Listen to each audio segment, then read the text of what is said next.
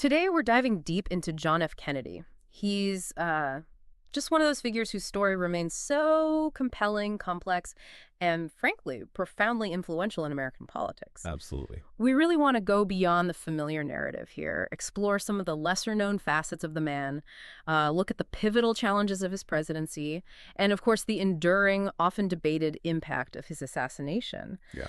We've meticulously pulled from government archives, historical analyses, even personal accounts to offer you some fresh insights, maybe help you connect the dots on his remarkable journey. And what's truly fascinating, when you consider the Kennedy name today, it's synonymous with power, right? Right. But it really started from remarkably humble beginnings. It's almost a testament to that quintessential American immigrant story. Mhm. The family's origins, they trace back to Patrick Kennedy, a farmer's son who fled the Great Famine in Ireland.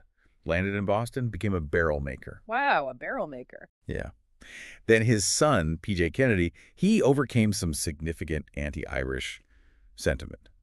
Rose up in Massachusetts politics, eventually becoming a state senator. Yeah. He was really the first in the family to achieve, recognizable status in American society, really laid the groundwork. And then came Joseph Patrick Kennedy Sr. Joe Sr., he didn't just build immense wealth. I mean, he practically engineered a political dynasty. He really did. He amassed his fortune as an investor, businessman, even made his mark in the early film industry. Right, the movies. Yeah. And this provided, well, a life of immense privilege for his 9 children. Grand homes, Hyannis Port on Cape Cod, Palm Beach down in Florida. The Kennedy compound. Exactly. And Joe Sr. himself reached high office. He was appointed SEC chairman, later U.S. ambassador to Great Britain by FDR. So he was deeply involved in politics himself. Oh, absolutely. And it's clear he fostered this intensely competitive environment among his kids, pushed them for excellence in everything, sports, academics, debating, writing. He was, in essence, grooming them for success, really turning the family into a brand. It's also noted that JFK, Jack, had this real affinity for the sea. There's this concept called blue mind. Interesting. Yeah, the idea that being near water can kind of induce a meditative state, spark creativity, might explain why he often went back to Cape Cod to make big decisions. That makes sense. But, despite that privileged upbringing and an undeniably bright intellect, Jack Kennedy really just scraped by academically. Yeah, I read that 65th out of 110 at Choquette. Exactly. Not exactly top of the class. He even formed this thing called the Muckers Club, specifically to break school rules. Huh. A bit rebellious. A bit. And he famously told a psychologist, his brother, Joe Jr., does it all for me when it came to excelling. Wow. But what's even more striking, I think, is the constant physical struggle he endured. From childhood, he was like a walking textbook of illnesses. Really? Like what? Scarlet fever, pneumonia, asthma, severe spinal problems. He was even born with one leg slightly shorter than the other. I had no idea it was that extensive. And later in life, it gets worse. Diagnosed with Addison's disease and insufficiency of the adrenal glands, he had to manage that with corticosteroids. Which can have serious side effects, right? Oh, definitely. Powerful medications. They were life-saving, sure, but often led to severe side effects like osteoporosis, weakening of the bones. That explains his multiple fractured vertebrae. So during his presidency? During his presidency, he was taking a whole slew of medications. Opiate painkillers, lidocaine for his back, tranquilizers, amphetamines, even Ritalin. Good grief. That's a lot to manage while leading the country. It paints a picture of a leader grappling with this constant, often debilitating, hidden physical struggle. That sounds like an immense physical burden. So given that, and his earlier academic, let's say, challenges, how do we reconcile that reality with the powerful, charismatic leader he became? What was his secret? Well, it's a great question. And arguably, this constant hardship forged a particular resilience, maybe a pragmatic approach to life. Some called it a jokey sort of heroism, kind of born from confronting mortality so often. A life-for-the-moment attitude. Exactly that. But he also used those long periods of illness, forced rest, to read extensively. Authors like Robert Louis Stevenson, Winston Churchill. His self-education became incredibly valuable. So it's this blend of hidden vulnerability and intellectual fortitude. Precisely. It shapes his public persona, creating this compelling contrast with his otherwise robust image. And speaking of family influences, we have to mention his father again. Joe Sr. Yeah, Joe Sr. was known for his philandering, and he gave, let's say, controversial advice to his sons about women, advice which John F. Kennedy seems to have inherited and was quite open about, frankly. Right. So while he's navigating all these formative personal things, the family dynamics, the health issues, his early exposure to Europe was simultaneously shaping this crucial understanding of global politics. Tell us about those trips. Yeah, those early European journeys in the 1930s were, well, profoundly shaping for his worldview. In 1937, he drove around Europe with a friend, just exploring. Okay. Then in 1938, he worked in the London embassy for his father. That was his first taste of the inner workings of politics. That's right, when things were heating up in Europe. Exactly. He witnessed the rearmament in England, the rise of fascism firsthand, gave him this extraordinary insight into the nature of Hitler, charisma, propaganda. He saw it unfolding. He really did. Then he traveled again in 1939, Middle East, Soviet Union, the Balkans, doing research for his thesis. He actually left Berlin on September 1st, 1939. The day Germany invaded Poland. The very day. His deep interest in political history, this desire to see global events firsthand, it led him to develop a real faith in his own judgment. That became a motif of his political career. And he heard Churchill speak. Yes, he heard Winston Churchill's first wartime speech in the House of Commons. Deeply inspired him. And that inspiration led directly to his Harvard senior thesis, Why England Slept. That's right. His father, Joe Sr., heavily promoted its publication. I heard he even reputedly bought something like 30,000 copies. That's the story, yeah. Helped turn it into a national bestseller. The book argued that it wasn't just Britain's leadership, but also its isolationist population and sluggish democracy that contributed to appeasing Hitler. Kind of a wake-up call for America, which was still neutral then. Exactly. Yeah. And if we connect this to the bigger picture, this early intellectual work, rooted in that firsthand experience, it reveals a surprising depth and independent thinking that would really define his later foreign policy. It established him as an intellectual, a man of letters. Yeah, it provided, you could say, the cornerstone of his foreign policy ideology. Okay, so then the war. Despite his ongoing health struggles, Jack was eager to join the Navy in 41, got a doctor's certificate, served in naval intelligence. Right. And during this time, he had this intense, quite emotional relationship with Inga Arvad. Ah, yes, the Danish journalist. Beautiful woman, 7 years his senior. She'd even interviewed Hitler and Goering. Which raised some red flags, I imagine. Yeah, big time. The FBI observed them because of her ties to Nazi elites. And his father, Joe Sr., famously intervened to end it. Told her she was not wife material, a potential spy risk. He apparently warned her, you will get locked up. Harsh. Very. JFK later admitted she was the love of his life. Wow. But his most defining moment of the war, the one everyone knows, is PT-109. Absolutely. August 1st, 1943, he's commander of PT-109 in the Solomon Islands. His boat gets rammed, sliced in two by a Japanese destroyer. Dying. Unbelievably so. And he heroically rescues crew members, even towed a badly burned crewmate, Patrick McMahon, 3.5 miles to an island, swam for 5 hours. Despite his back problems. Despite his severe back problems. Then his ingenious distress signal, carved on a coconut, The coconut? the famous coconut, Yeah. relayed by Melanesian natives, led to their rescue. Yeah. That act just cemented his image, war hero with brains and brawn. But then, just as he's becoming this hero figure, tragedy strikes the family. His older brother, Joe Jr. Yeah, Joe Kennedy Jr., always seen as academically superior, the one carrying many of the family's political hopes. He died in August 1944. How did that happen? He was on this dangerous voluntary mission, sort of an American kamikaze operation trying to bomb a German air base with experimental drone planes packed with explosives. Oh, no. Yeah, the bombs exploded on board before he reached the target. Devastating loss. And his father? Joe Sr., grieving deeply, apparently told Jack it was now his duty to fulfill the destiny once intended for Joe Jr. to become the first Catholic president of the United States. That's immense pressure. Immense. Now, while some historical speculation suggests Joe Jr.'s death kind of pushed Jack into politics, FBI records actually show JFK was discussing going into politics, even the presidency, as early as the Pearl Harbor attack. Oh, interesting. So it wasn't entirely reactive. Probably not entirely, but his brother's tragic passing certainly, opened the way for Jack to fully accept the family's mantle and accelerate his path. So what emerges from this? This confluence of events, the PT-109 heroics, the loss of Joe Jr., it feels like a truly pivotal moment, propelling Jack onto a path that, as you said, arguably was already on his mind. Definitely a catalyst. And his father, Joe Sr., was undeniably instrumental in launching JFK's political career, famously saying, "We're going to sell Jack like soap flakes." Ah, classic Joe Sr. And he backed it up. Financed Jack's 1946 congressional campaign with, what, estimates of $250,000 to $500,000? Which was a fortune then. At least 10 times the typical amount. Yeah. Used advertising agencies, billboards, created this incredibly slick campaign that really transformed American politicking. And Jack won the 11th District of Massachusetts, but apparently found it kind of dull. Yeah, reports say he found life as a congressman very boring.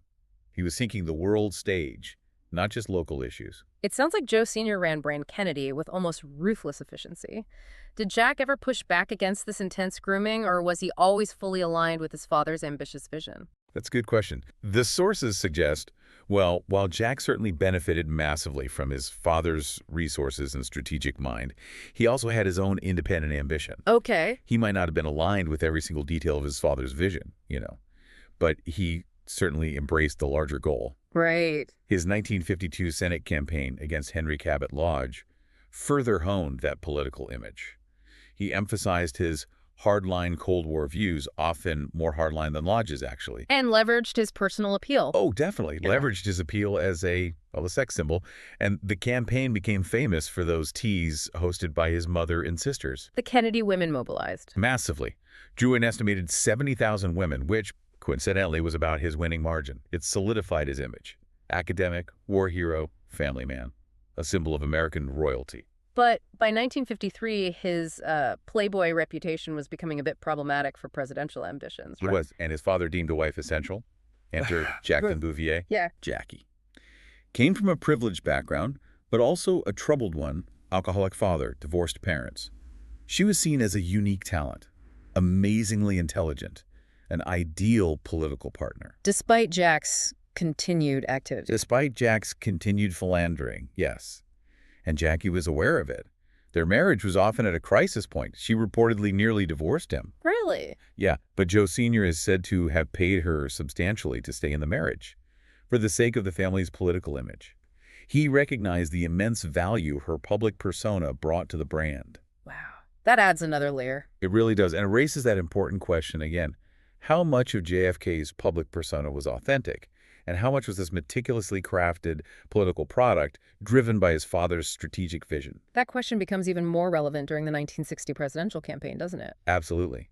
His televised speech at the 56th Democratic Convention got him national recognition. Then came those historic 1960 televised debates against Richard Nixon. Game-changing. Totally game-changing. JFK's telegenic appearance, his polished delivery, he was tanned, apparently wore makeup, gave these short, witty speeches. It contrasted so sharply with Nixon, who looked unwell, disheveled. And that swayed public opinion. Hugely, especially on TV. People watching thought Kennedy won overwhelmingly. Those listening on the radio thought it was more of a draw. It just highlighted the new importance of image in politics. And he had to tackle the Catholic question head-on, too. That was a big deal back then. A huge hurdle. Long-standing skepticism, even prejudice, against a Catholic president. He confronted it directly in that speech to the Houston Ministerial Association. What did he say again? He stated very clearly, "I am not the Catholic candidate for president. I am the Democratic Party's candidate for president who happens to be a Catholic." Skillfully done. Added that element of a man of faith to his image, too. Exactly.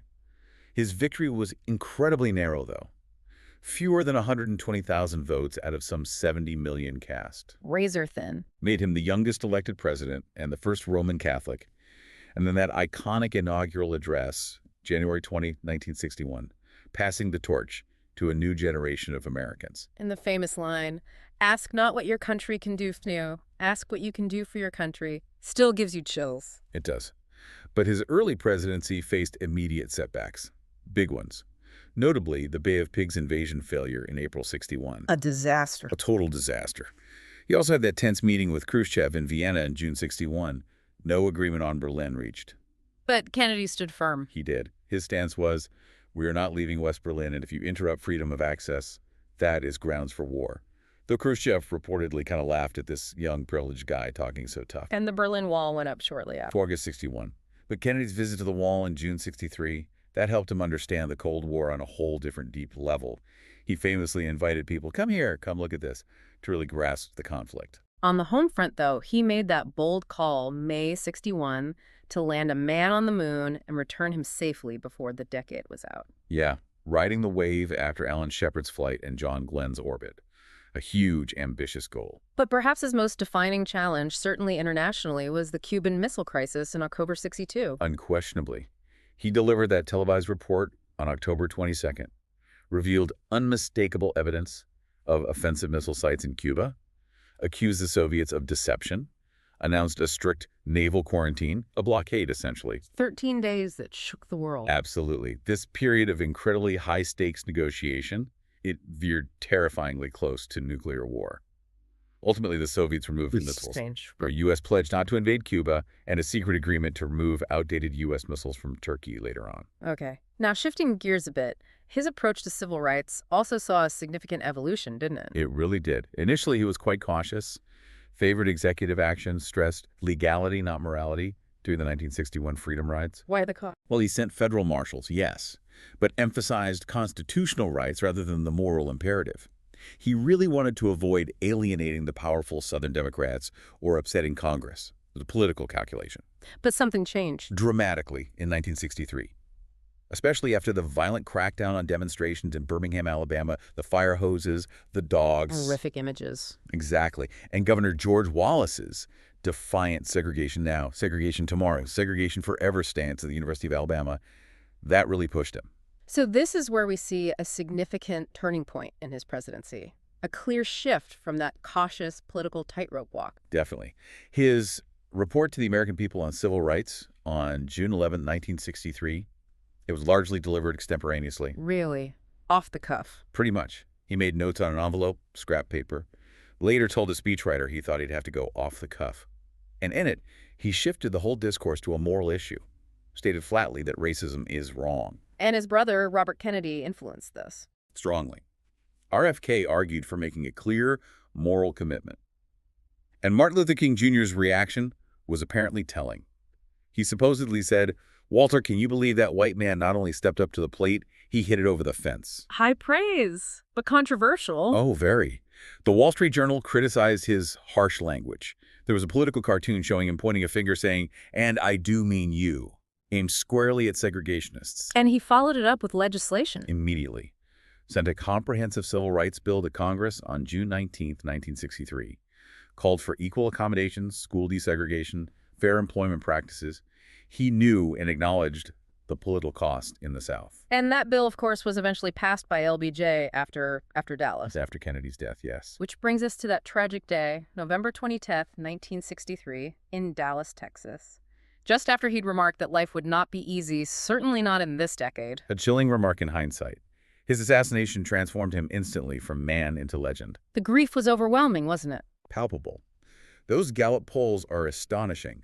The surge in Americans claiming after his death to have voted for him in 1960 went from just under 50% to 64%. Wow.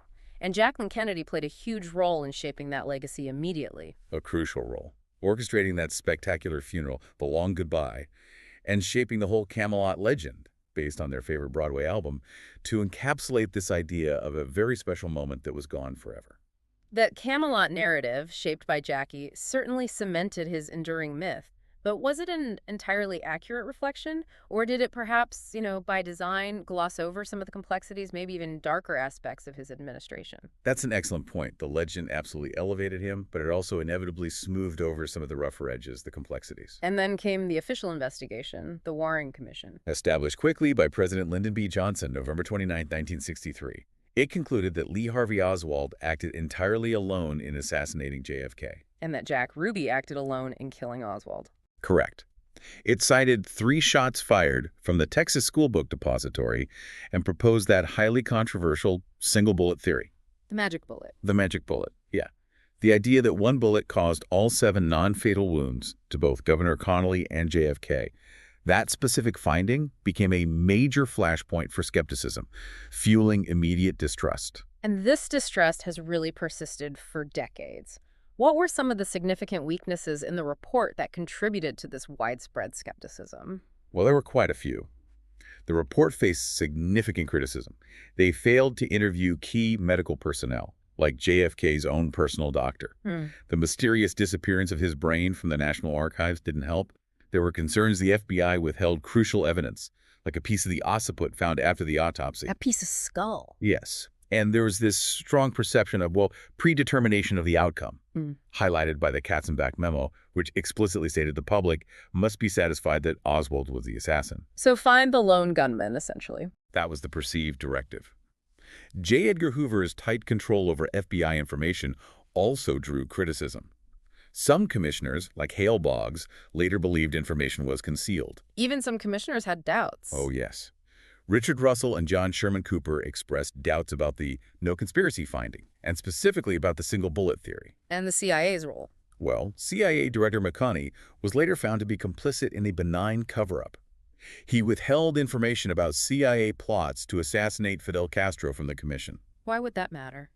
because it provided a potential motive for retaliation or involvement from Cuba or figures connected to Cuba.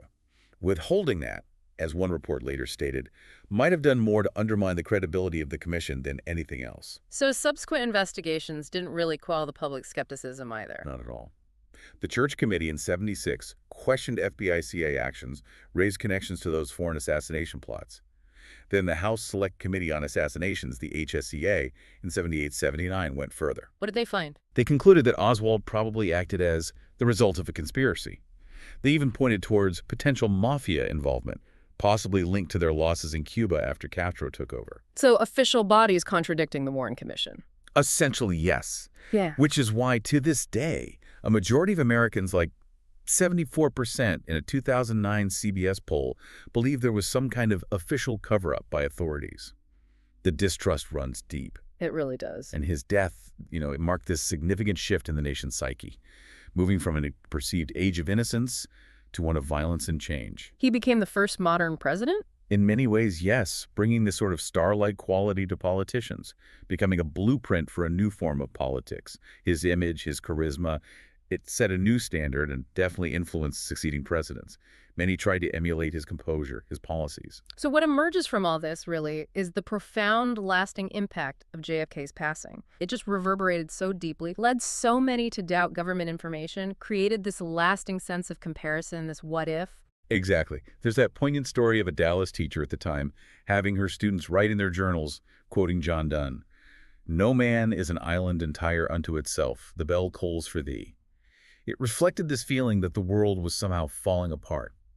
This deep dive has really, I think, explored the complex layers of JFK's life, from that privileged yet illness-plagued youth through the calculated political rise, the impactful and often challenging presidency, and finally the profound, endlessly debated legacy of his assassination. He truly transformed, didn't he, from an ambitious politician into this enduring, almost mythical icon. Yeah, and his image, so carefully crafted, then tragically amplified, it just continues to define an era and influence how we understand leadership even today. So maybe a final thought for you, the listener. As you consider JFK's story, think about how that carefully curated image designed to inspire hope, modernity, how it ultimately intertwined with a much more complex reality of hidden struggles, tough political maneuvers, maybe even moral compromises. What does his story really tell us about the nature of public leadership? And perhaps about the public's own desire, maybe even need, to believe in something greater, something like Camelot, even when the full, unvarnished truth remains, well, elusive.